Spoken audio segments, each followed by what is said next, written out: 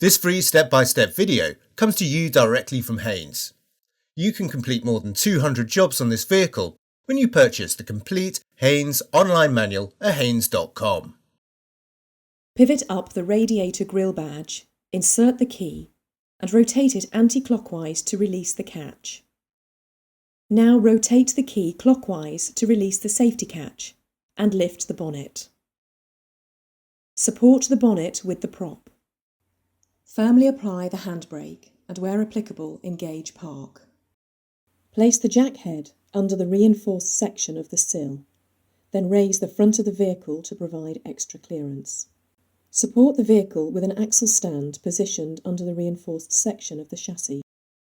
Unscrew the engine oil filler cap. Slacken the sump drain plug. Position a large container under the engine sump. Then completely unscrew the drain plug and allow the engine oil to drain.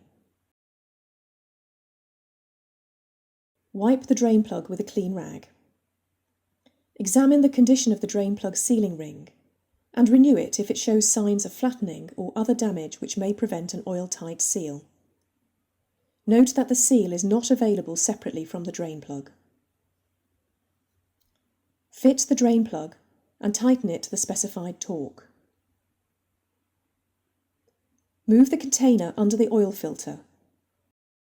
Then, using a removal tool if necessary, slacken and unscrew the filter. Remove all oil, dirt and sludge from the filter sealing area. Smear a little clean engine oil around the sealing ring, then screw the new filter into position, tightening it by hand only. Do not use any tools. Remove the old oil container, then remove the axle stand and lower the vehicle to the ground. Using a funnel to avoid spillage, add the specified quantity of oil and wait for the oil to settle in the sump.